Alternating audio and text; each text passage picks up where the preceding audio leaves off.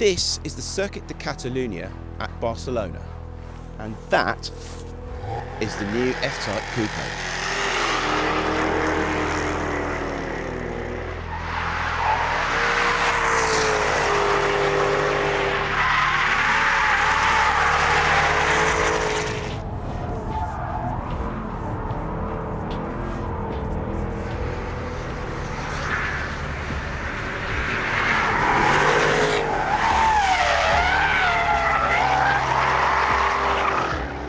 The new F-type coupe is, as you can see, a pretty spectacular car for all sorts of reasons, not least because it can do this sort of thing all day long.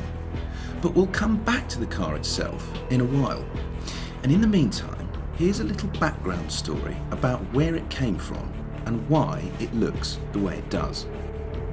Because let's face it, the F-type coupe quite clearly takes its styling cues from one of the best looking sports cars there has ever been. And that car, of course, is the E-type. Unleashed upon the world in 1961 and designed by a chap called Malcolm Sayer, the E-type was the car that silenced Ferrari and Aston Martin in a heartbeat. And even today it still looks breathtakingly beautiful in the flesh. This particular E-type belongs to a fella you might have heard of actually, and you can probably tell from the number plate. It's Martin Brundle's E-type, and it's a really, really special one. It's been done for him by Eagle, and it costs about £400,000. But fundamentally, it's still an E-type. It's still got a 4.2 engine. It's still got exactly the same body shell that you get on an E-type, and that ultimately, for me, is what the E-type is all about. I mean, it is just stunning to look at, this car. The surprise, although perhaps not that much of a surprise considering how much it costs and how much work they've done on it, is how well this one drives. It is beautiful to drive this car. The suspension has been really heavily worked on, and it just feels not modern, but just composed in a way that you do not expect a car that looks like this to be like on a road like this. But this thing just glides across it. No problem at all. A lovely steering, power steering, really good brakes, a lovely gear change. But that's Eagle's gear change. It's a 5-speed and it feels really modern, really precise. But what's so lovely about the E is the cabin, is the view forwards down this lovely bonnet, the view out from that gorgeous rear end. There's just nothing quite like it. Or is there? Or can the F-type capture some of the spirit that this car delivers? I kind of doubt it, but let's go back to Barcelona and see if it can.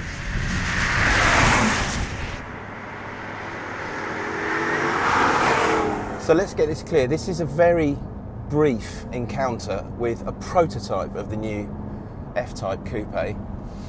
This one's got the V8 engine in it, and it's the full house V8 engine with 542 horsepower. A few stats, the car is a little bit lighter than the convertible, about 20 kilograms, say Jaguar. If you specify the carbon ceramic brakes, you lose another 21 kilograms of unsprung weight, which is great. The big statistic though, the one that just, I can't quite get my head around really, is this. The body in this car is 80% stiffer than the one in the convertible. 80%! And that, says Jaguar, is what makes the coupe completely different to drive compared with the convertible. And we already really rather like the convertible. So, let us have a little play with the F-type coupe around the Circuit de Catalunya and see what it does.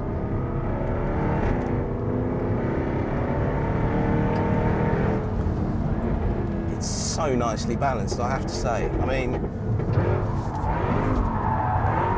how easily can you do that sort of thing? You couldn't do that unless the chassis was really nicely sorted. Okay, let's try the same thing again, but in third gear.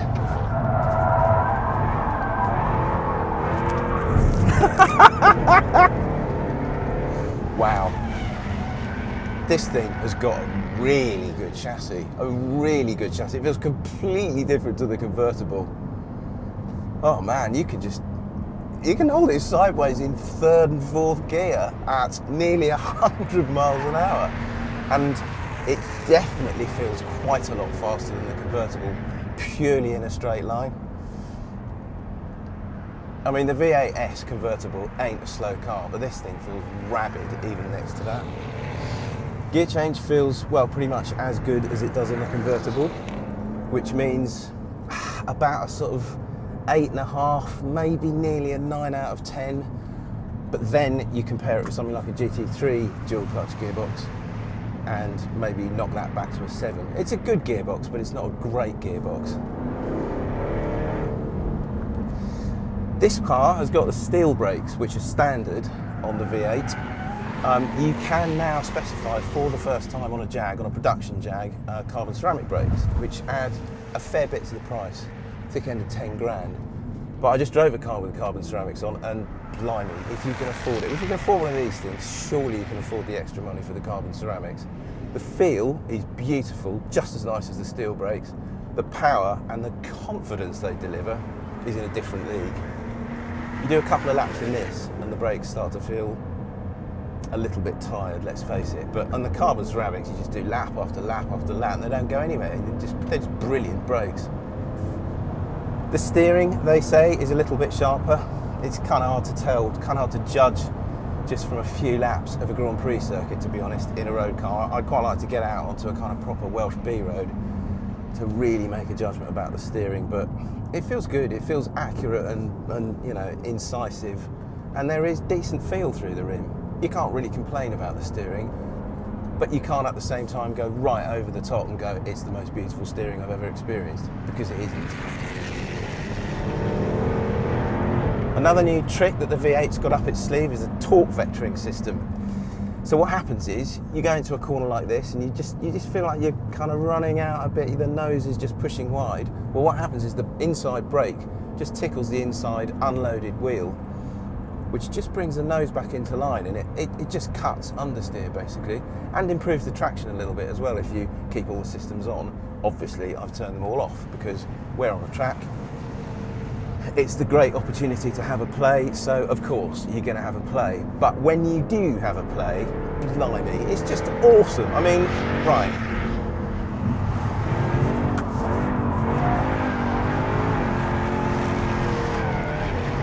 That's mental. That's fourth gear at, I think we were doing nearly 120 at the exit then. Completely crossed up. Smoke pouring off the rear tyres. You couldn't do that unless this thing was beautifully sorted. Right, one last bit of mayhem, just to show you how well sorted this thing is. It's this third gear, remember?